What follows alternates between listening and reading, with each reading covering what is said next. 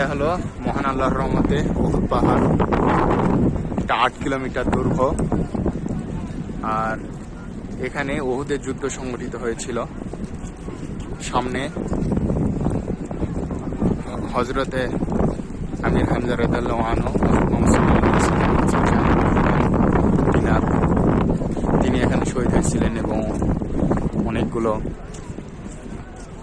সাহাবী রাদিয়াল্লাহু আনহু আজমাইন তিনারা শহীদ হয়েছিলেন। এই পাহাড়ে, এই ছোট্ট এই পাহাড়ে রাসূল সাল্লাল্লাহু আলাইহি সাল্লাম যুদ্ধের আগ পূর্বমত পর্যন্ত তীরন্দাজদেরকে সাজিয়ে রেখেছিল পাহাড় পর্যন্ত। কিন্তু কাফির দল তারা বিশ্বাসঘাতকতা করে, যুদ্ধের রুলস ভঙ্গ করে, তারা চলে যায়।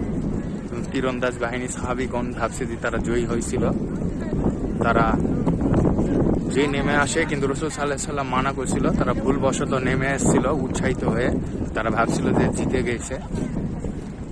পিছন থেকে কাফিরগণ ঘোড় সাবারি নিয়ে হামলা করে সাহাবীগণদের উপর। সেই কাফিরদের লিডার ছিল তখনকার খালিদ বিন ওয়ালিদ রাদিয়াল্লাহু আনহু। তিনি পরবর্তীতে ইসলাম ধর্ম গ্রহণ করেন আল্লাহর রহমতে, এবং তিনাকে দিয়ে আল্লাহ সুবহানাহু ওয়া তাআলা স্পেন সহ আর অনেক দেশ জয় করান।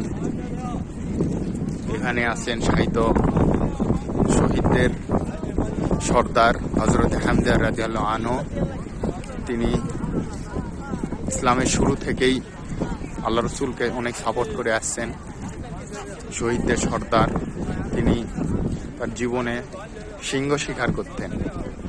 সুবহানাল্লাহ। এখানে শহীদ হচ্ছেন।